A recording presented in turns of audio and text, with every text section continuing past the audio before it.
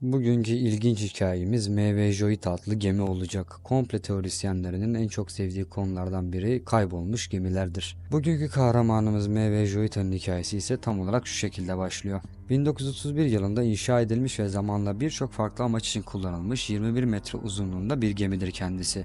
Başlangıçta lüks bir yat olarak tasarlanan bu gemi 2. Dünya Savaşı sırasında ABD donanması tarafından devriye botu olarak kullanıldı. Savaştan sonra sivil kullanıma dönen MV 1955 yılında meydana gelen gizemli kayboluşu ile tarihe geçti. Tarihler 3 Ekim 1955'i gösterdiğinde MV Samoa'nın Apia limanında Tokalawa adalarına doğru yola çıktı. Gemi 16 mürettebat üyesi ve 9 yolcu ile birlikte tıbbi malzemeler, inşaat malzemeleri ve boş yakıt varilleri taşıyordu. Yolculuğun yaklaşık 48 saat sürmesi bekleniyordu ancak gemi varış noktasına ulaşamadı.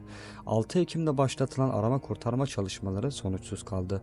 Tam 38 gün sonra 10 Kasım 1955'te MV Fiji'nin Vanuatu adası yakınlarında terk edilmiş halde bulundu. Geminin su aldığı ve yan yatmış olduğu tespit edildi ancak burada ilginç bir husus var. En dikkat çekici nokta gemide ne mürettebattan ne de yolculardan herhangi bir iz bulunamamasıydı. Gizemli bulgularımız şu şekilde devam ediyor. Geminin telsizi uluslararası denizcilik acil durum frekansı olan 2182 kHz'e ayarlıydı ancak anten kablosundaki bir arıza nedeniyle menzil 3.2 kilometreye kadar düşmüştü.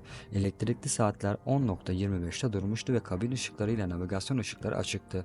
Bu olayın gece saatlerinde yaşandığını düşündürdü. Gemi günlüğü, seyir ekipmanları ve kaptanın silahları kayıptı. Doktora ait çantada kanlı bandajlar bulundu. Bu da gemide bir yaralanma veya çatışma yaşanmış olabileceğine işaret ediyordu. Can yelekleri ve 3 adet sandal eksikti. Geminin soğutma sistemindeki bir borunun korozyon nedeniyle patladığı ve bu yüzden su almaya başladığı tespit edildi. Tüm bu bulgulara rağmen geminin batmaz bir yapıya sahip olduğu ve mürettebatın gemiyi terk etmesi mantıksız görünüyordu.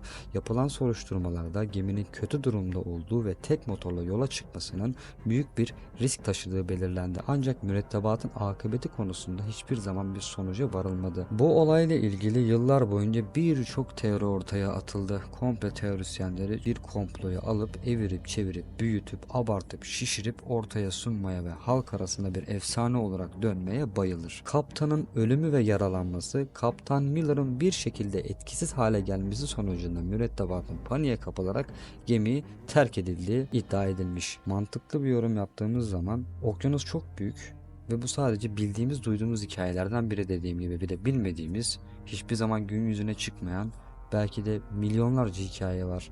Bu hikayede ise aslında yılı ve tarihi düşündüğünüz zaman korsan saldırılarının, ki o zamanlarda artık iletişim günümüzdeki gibi değil, bu tarz kayıp ve kaybolma vakalarının olduğu zaman günümüzdeki gibi hızlı bir şekilde reaksiyon alınamıyor. Pek çok şey olmuş olabilir. Okyanusun ortasında kaybolduğunuzu hayal edin. Oldukça ürpertici. Benim nacizane fikrim bir korsan saldırısı olması yönünde, rehin alınıp kaçırılmış olma ihtimallerinin olduğunu düşünüyorum ben.